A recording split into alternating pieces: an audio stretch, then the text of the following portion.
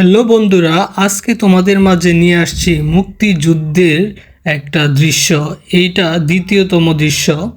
তো পুরো ভিডিওটি দেখতে হলে অবশ্যই আমাদের রবিন ফাইন আর্টস একাডেমির পাশে থাকো, তাহলে পুরোটা দেখতে পারবে। তো সাবস্ক্রাইব করে পাশে থাকবে অবশ্যই। এ হচ্ছে পেজটা আমরা নিয়ে নিয়েছি। তো এইখানে আমরা প্রথমত শুরু করব একটা হানাদার বাহিনীর ছবি। আমি এখন শুরু করছি পাকিস্তানি হানাদার, যারা মুক্তিযোদ্ধাদের প্রতি যুদ্ধ শুরু করে দিয়েছে এবং তাদের দুই দলের মধ্যে সংঘর্ষের যে গোলাগুলি, ওই রকম একটা দৃশ্য তোমাদের মাঝে এখন তুলে ধরব। তো লক্ষ্য করবে অবশ্যই কিভাবে আমি শুরু করছি। তো অনেকেই হয়তো জানতে বা দেখতে চাও মুক্তিযুদ্ধ। তো এখন আমাদের 16ই ডিসেম্বর মাস চলছে। তো আসলে এই মাস আসলেই এই মুক্তিযুদ্ধ বিজয়ের উল্লাস, সেই সমস্ত দিনগুলোর কথা মনে পড়ে। তাই বাংলাদেশের এই যে ট্র্যাজেডির যে মহাযুদ্ধ ঘটেছে 1971 সালে, সেইটারই এই বিভিন্ন জায়গায় বিভিন্ন রকমের 9 মাস, দীর্ঘ 9 মাস মুক্তিযুদ্ধ সংঘর্ষ পাকিস্তানিদের বিরুদ্ধে হয়েছিল এবং তারই একটি প্রকাশ, তারই একটি দৃশ্য আমি এখানে তুলে ধরার চেষ্টা করছি। তো আশা করছি তোমাদের কাছে এটা খুব ভালো লাগবে। তো দেখো আমি কিভাবে শুরু করছি। এবং পিস্তলের ও হচ্ছে সামনে থেকে টান টান করে, এবং তাদের নিজস্ব একটা ইউনিফর্ম থাকে। পাকিস্তান হানাদার বাহিনীদের কোমরে অনেক গুলি থাকে, এবং পাটা দিয়ে দিচ্ছি। নিচে তারা অনেক ঘাসের ঝোপঝাড়ের মধ্যে রাস্তার সাইডে এক পাশে তারা আছে, যেখানে বড় ধরনের পাথর সহ অনেক কিছু আছে সাইড দিয়ে। তো সেটা আমি এঁকে নিচ্ছি। লক্ষ্য করবে ঘাসগুলো কিভাবে দিচ্ছি। তারপরে তার পিছনে আরেকটা পাকিস্তান হানাদার বাহিনী এঁকে নিচ্ছি। প্রথমে টুপি এঁকে নিচ্ছি, তারপরে নাক মুখ, তারপরে হাত।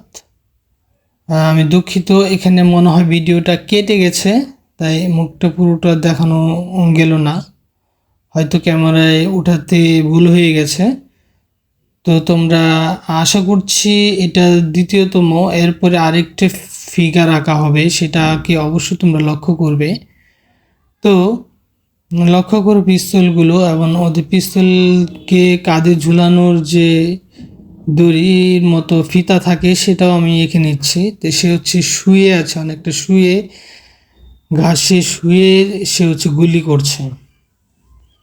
তো এরপরে 3 নাম্বার সেনাবাহিনী, দেখো সেই পাক হানাদার বাহিনী আমি কিভাবে আঁকছি। প্রায় একটা ফিগার যদি তোমরা সুন্দর করে আঁকতে পারো, আশা করছি একটা ফিগারকে কেন্দ্র করে একাধিকবার তোমরা নিজেরা ড্রয়িং করে করতে পারো। সবগুলো বলতে গেলে একই রকম। দেখো কিভাবে পিস্তলটাকে ধরছে এবং কিভাবে সে অঙ্গভঙ্গিতে আছে ইউনিফর্ম সহ, সেই সমস্ত জিনিসগুলো আমি দেখাচ্ছি।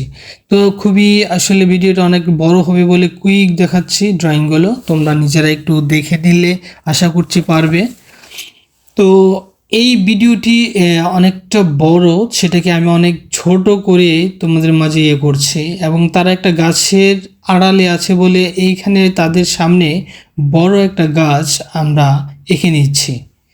লক্ষ্য করবে আসলে শত্রুপক্ষ দের কীভাবে ঘায়েল করতে হয়, কতটুকু গোপনে থেকে ঘাস ঝোপের পাশে, সেইটাকে লক্ষ্য করো। দেখো ওই পাশে আমি একটা লাইন দিয়েছি, রাস্তার ওই পাশে থাকবে এখন বাঙালি, আমাদের বাঙালিরা, যারা ঝোপে জারে থেকে এই অনেকভাবে তাদেরকে আঘাত করেছে এবং যুদ্ধ করেছে, তাদেরকে ঘায়েল করেছে। সেই সমস্ত মধ্যে এটি একটি দৃশ্য ফুটে তোলার চেষ্টা। দেখো ঝোপঝাড়গুলো দিয়ে দিচ্ছি, তারপরে আবারও আরেকটা তাদের এখানেও গাছ আছে, অনেক ঝোপঝাড়ের গাছ। এই ঝোপঝাড়ের গাছের পিছনে এবং বাঙালিরা আছে আরেকটা বাঙালিকে আমি ড্রয়িং করে নিচ্ছি। দেখো গাছের আড়ালে আছে, সেটাকে আমি এঁকে নিচ্ছি।